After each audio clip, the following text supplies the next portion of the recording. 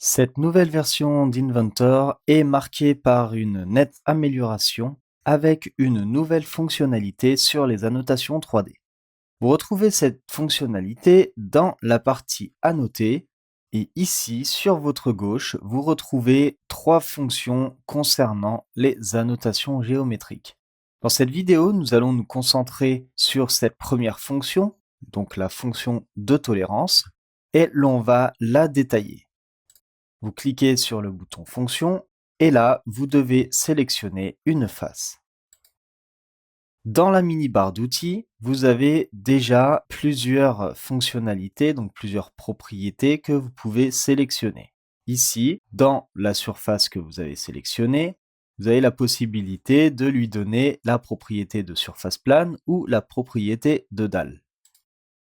Ensuite, vous avez un bouton sur les propriétés à la fonction. Donc, vous pouvez lui donner la propriété à la fonction ou la propriété à la fonction de taille. Les trois petits boutons ici, donc, ce sont pour valider, ce sont pour ajouter et supprimer.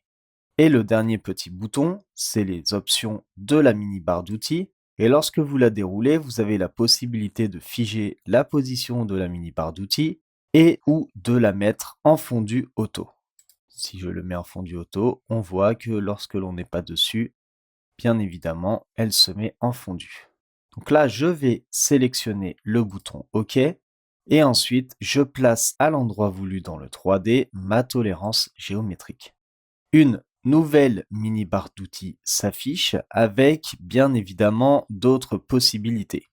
Si vous cliquez directement ici sur vos éléments de référence et de tolérance géométrique, vous avez la possibilité de les modifier en direct. C'est-à-dire ici, Inventor me reconnaît que j'ai la possibilité de générer soit une planéité ou un contour d'une surface.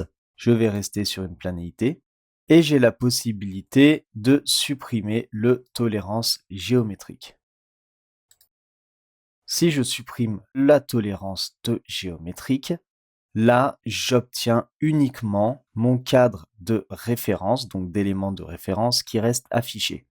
Pour la resélectionner, donc pour ajouter ce que je viens de supprimer, ici j'ai un bouton qui s'appelle Ajouter un tolérancement géométrique et ça me le remet automatiquement avec la reconnaissance de cette tolérance par Inventor.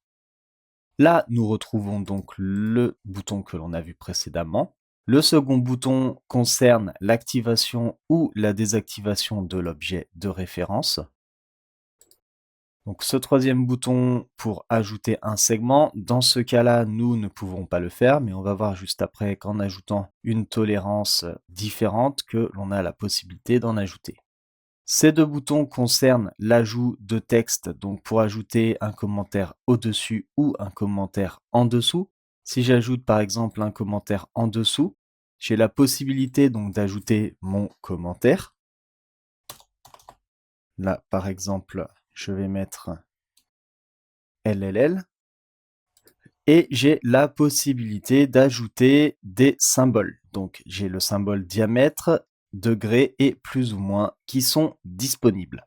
Ces symboles, je sélectionne avant ou après ou bien au centre et ils s'afficheront à l'endroit voulu. Ensuite, j'ai un nouveau bouton également sur le dessous. J'ai la possibilité de coder ma tolérance et donc mon annotation en tolérancement géométrique, en code de décalage ou en code de taille.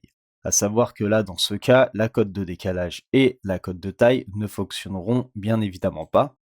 Et si on veut les sélectionner, on a bien évidemment une fenêtre qui s'affiche qui nous dit le modèle ne contient aucune fonction de tolérance pouvant être désignée comme telle. Nous devons donc resélectionner le tolérancement géométrique. On peut resélectionner d'autres faces pour lui donner d'autres tolérancements géométriques, mais là, dans ces cas-là, la tolérance géométrique devient une nouvelle, donc qui est un groupe extrudé. Là, je reviens en arrière, je replace rapidement ma tolérance.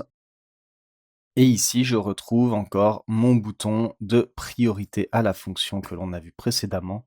Et je peux valider l'ajout de mon tolérancement géométrique. Donc là, ici, le conseiller en tolérance, on y reviendra dans une vidéo plus tard.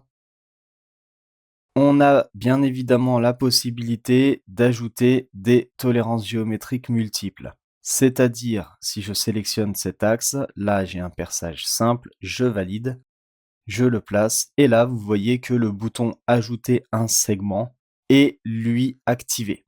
Si j'ajoute un segment, ça me rajoute une deuxième tolérance géométrique qui est reconnue automatiquement par Inventor. Je peux en ajouter un troisième, mais par contre, arrivé à un moment, lorsqu'Inventor reconnaît qu'il n'y a plus de possibilité d'ajouter de tolérancement géométrique à la face sélectionnée, bien évidemment, il devient grisé. Je peux ensuite valider mon tolérancement géométrique. Pour modifier mes tolérancements géométriques, j'ai tout simplement à faire un double clic et à aller modifier les éléments voulus. Là, dans cette partie, par exemple, je n'ai pas la possibilité de modifier ni le premier ni le deuxième, puisqu'il n'en reconnaît pas plus.